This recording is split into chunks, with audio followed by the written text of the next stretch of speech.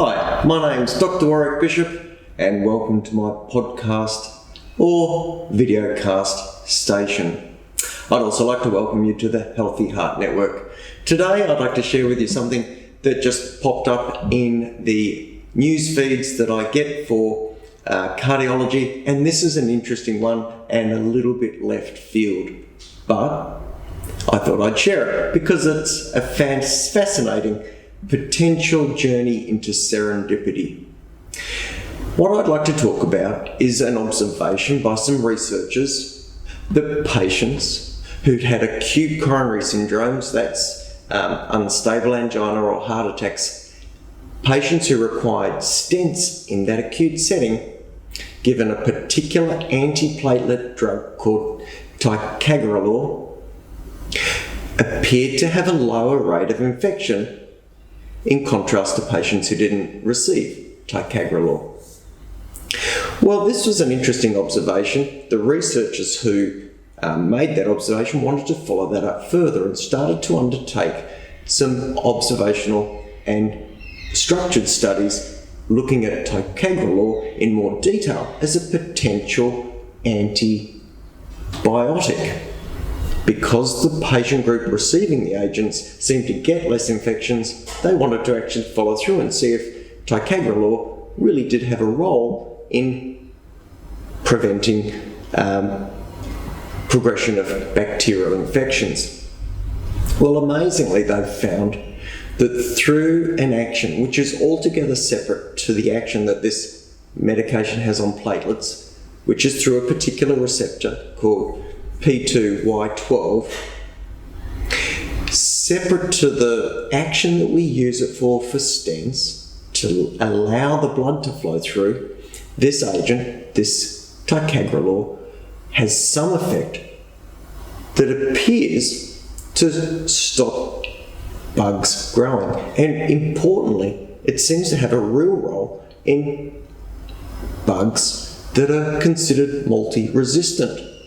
So this is a very exciting space to be. We now have, as you may be aware, a group of bugs, organisms, bacteria that have developed resistance to many of our modern antibiotic therapies.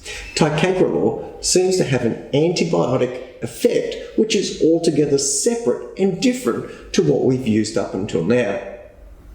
Well, do you think taking this antiplatelet agent, if you've got a chest infection, is going to be the solution? Well, not just yet, because the doses you would need in your body to have the effect that's required to kill the bugs, demonstrated on a petri dish, is so high that you would bleed to death. So it's not about to go flying off the shelves for coughs, colds and ear infections.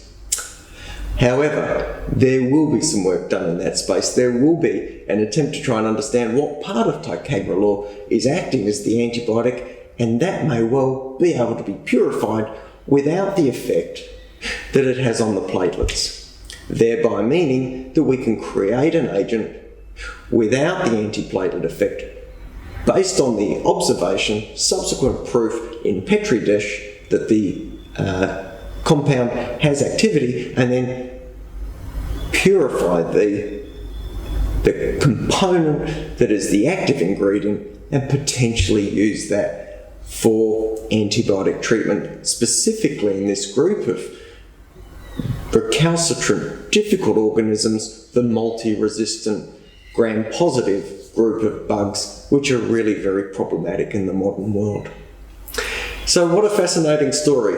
An antiplatelet agent used at the time of acute coronary syndromes when we put in stents, showing that the patients who received that agent seemed to be at lower risk of infection.